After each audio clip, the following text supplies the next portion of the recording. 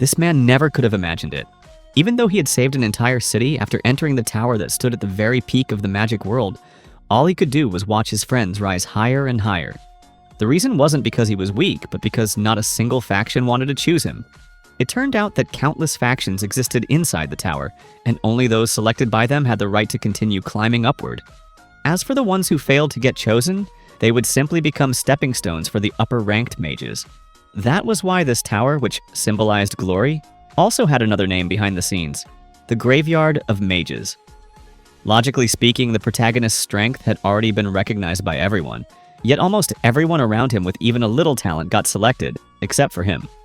What hurt him the most was that even Ice Staff seemed to have abandoned him, but the truth was actually the complete opposite.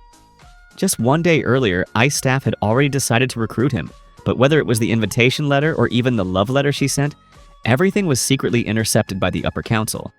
Because even now, they still doubted the protagonist.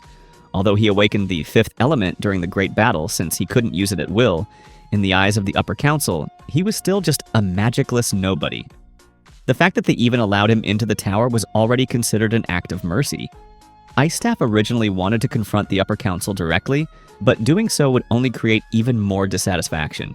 So instead, she decided to let the protagonist participate in the opening trial. This so-called opening trial was actually the final chance given to the rejected candidates. As long as someone performed brilliantly enough, they still had a chance to catch a faction's attention. The rules were simple: defeat the gatekeepers created by the tower. These monsters were as dangerous as creatures from the middle floors of the dungeon, and newly graduated mages were usually no match for them. What made things even worse was their incredibly strong defense, and most of the rejected candidates present were already among the weakest.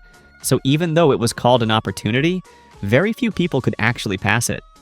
Of course, there were exceptions. For example, the blue-haired guy ranked in the Academy's top 3. With just a casual strike, he effortlessly defeated a gatekeeper. But then came the question. If he was this strong, why wasn't he selected either? The answer was simple. Because he used ice magic. The factions didn't only care about strength, attribute compatibility mattered just as much. And the leader of the Ice faction was none other than Ice Staff, the girl who liked the protagonist. Unfortunately, she was also extremely petty. After learning that Blue Hair never got along with the protagonist, she simply refused to recruit him. Meanwhile, the person attracting the most attention in the arena was naturally still the protagonist. After all, he was the first magicless person in history to enter the tower.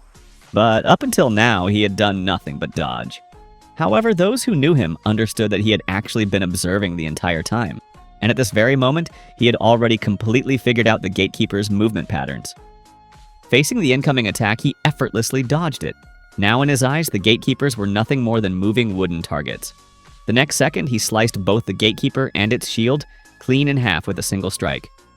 This scene instantly shocked every faction vice captain present, because they realized that the protagonist had not only completely seen through the gatekeeper's movements, but also possessed terrifying physical strength.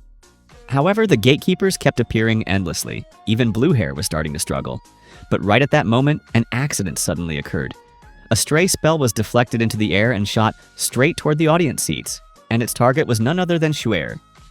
That's everything from Episode 7 of Season 2 of Wistoria, Wand and Sword. See you next week!